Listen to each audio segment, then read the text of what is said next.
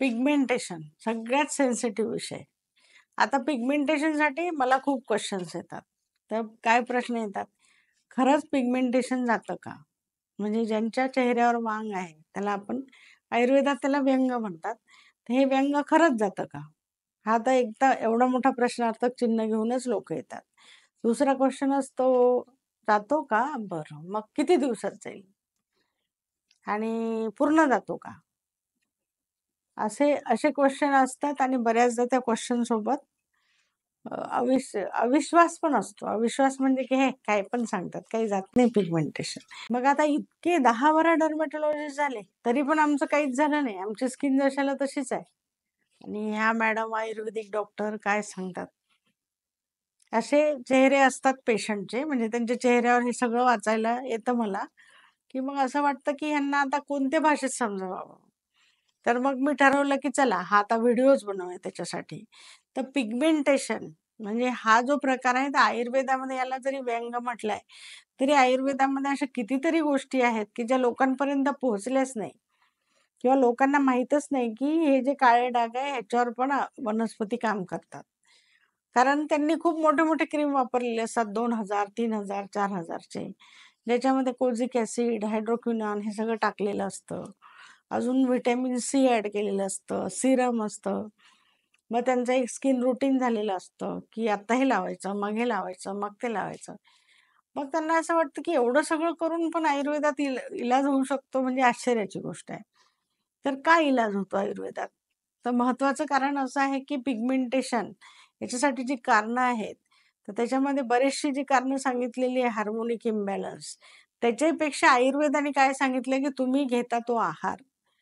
तुमचा आहारच चुकीचा खूप असेल, तर ते पिगमेंटेशन तुम्ही वरून कितीही काही लावलं तरी कसं जाणार? त्याच्यासाठी तुमचा विरुद्ध आहार तुम्हाला आधी बंद करावा लागतो. चांगलं व्यवस्थित घ्यावं लागतं जेवण.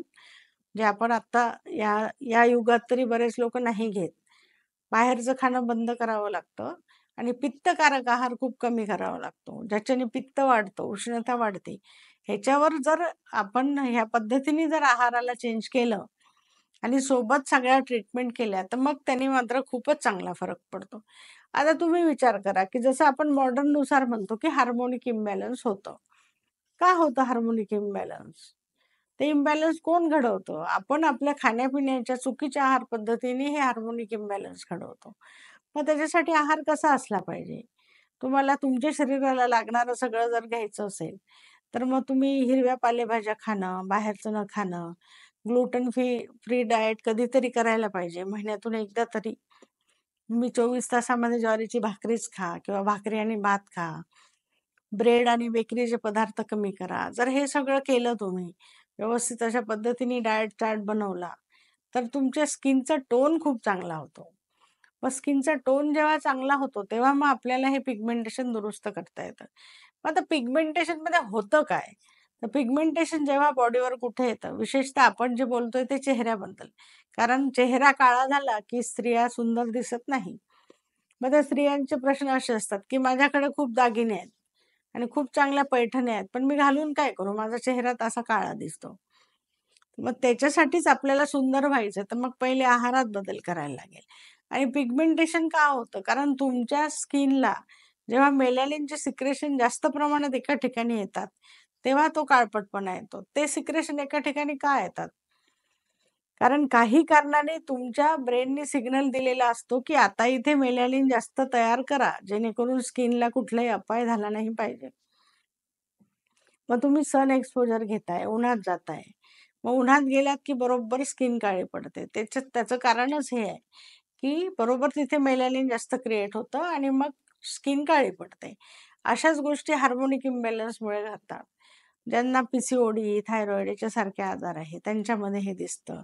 आफ्टर प्रेग्नन्सी, आफ्टर डिलिव्हरी त्याच्यानंतर हे मेलाझ्मा येतो. मग ह्या सगळ्या गोष्टी ज्या हार्मोनशी रिलेटेड आहेत, तेव्हा आपण काळजी घ्यायला पाहिजे. डिलिव्हरीनंतर आपण बऱ्याचदा नुसते लाडूच खातो, व्यायाम हा प्रकारच नसतो. मग तेव्हा सुद्धा शरीरामध्ये खूप चेंजेस होतात. तर अशा वेळेस इन्सुलिनचं रेझिस्टन्स का तयार नाही होणार? ते ऑटोमॅटिकच तयार होईल. तर मग ह्या सगळ्या गोष्टी टाळून जर आपण हेल्दी लाईफ सोबत जर मेडिसिन घेतले, तर मग तुमचं पिगमेंटेशन 90% तरी जाईल. आता 100% का नाही याचं पण उत्तर आहे. जेव्हा तुमचं पिगमेंटेशन जातं आणि तुम्ही जर परत चुका केल्या आहारामधल्या आणि बाहेर जाताना सनस्क्रीनचं प्रोटेक्शन नाही घेतलं, तर ती स्किन सतत जर कशाच्या संपर्कात येत असेल, चुकीच्या एन्व्हायर्नमेंटच्या, जर संपर्कात आली की त्याच्यावर रिएक्शन होणारच. कारण तुमच्या बॉडीची सवय आहे की ती रिएक्शन झाली की तिथे ती मेलॅनिन सिक्रेट करते. मग ती सवय जी बॉडीला लागलेली आहे, तर त्याला तसं वातावरण जर तुम्ही दिलं, तर मग परत ती स्किन काळी होणारच, होणार की नाही? तर मग ह्याच्यासाठी आपण जी काळजी घ्यायला पाहिजे त्या सुद्धा अगदी मिनिमम आहे, फार नाही आहेत. की अंघोळ झाल्यानंतर मॉइश्चरायझिंग क्रीम आणि सनस्क्रीन लावायचं. तुम्ही जर स्वयंपाक करत असाल गॅस शेगडीजवळ जाऊन, मग तेव्हा सुद्धा सनस्क्रीन लावलंच पाहिजे. जिथे कुठे हीटचा तुमचा संपर्क येतो, त्या ठिकाणी तुम्हाला सनस्क्रीनचं प्रोटेक्शन आवश्यक आहे. जर तेवढी काळजी घेतली, तर मग तुमची स्किन सुद्धा सेफ राहू शकेल की नाही? राहू शकते. आणि हार्मोनिक इम्बॅलन्सला पण चांगल्या पद्धतीने कमी करायचं आणि स्किन चांगली ठेवायची. ह्याला एकमेव उत्तर आहे आहार. म्हणून तुम्ही जर तुमचा आहार चांगला ठेवला आणि बाकीच्या गोष्टी सराउंडिंगमध्ये ज्या करायच्या त्या आपण करतोच, त्या जर केल्या, तर मला असं वाटतं की पिगमेंटेशन जातं हे मिथ नाहीये. फॅक्ट आहे की पिगमेंटेशन जाऊ शकतं. Thank you.